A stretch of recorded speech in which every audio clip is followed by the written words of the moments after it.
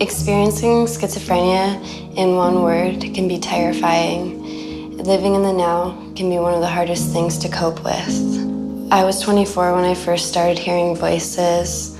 Slowly, my friends and family drifted out of my life as I became addicted to marijuana and the illness started to show itself. I didn't want people to think that I was crazy. I would hear up to 30 to 40 different voices at once. Some of them sounded like celebrity voices, others sounded like my family. The voices were fine to begin with, but then they started to torment me, saying things like, "You should die, you are dying, no one likes you, this world is false," and I became very scared. My name is Adria Roberts. I am someone living with schizophrenia. One day, the voices set me on a path.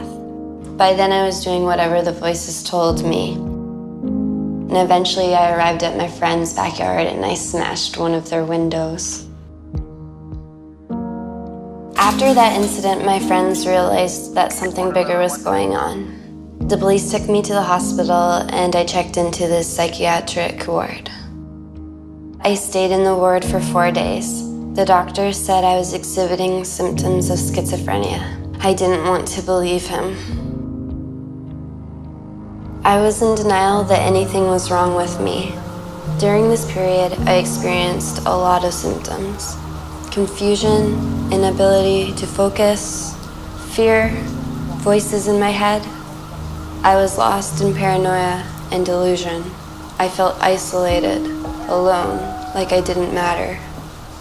My reality felt broken up, like tiny little blocks from a video game. The biggest difficulty was accepting that the voices were only in my mind, not others. 2 months later, I went to a local First Nations band to see a nurse. She referred me to a psychiatrist. Things started to improve slowly. Looking back, it would have been great if my family and support group had known about BCSS Strengthening Families Together program. It would have made my recovery easier.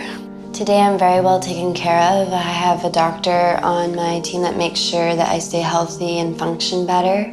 I have a social worker who checks up on me, and I'm part of an EPI group that keeps each other accountable for how we're doing. All these factors have helped my recovery. If I could tell you anything, it would be to take the tools that Strengthening Families Together offers and to try to understand what your loved one's going through. They need your support and love.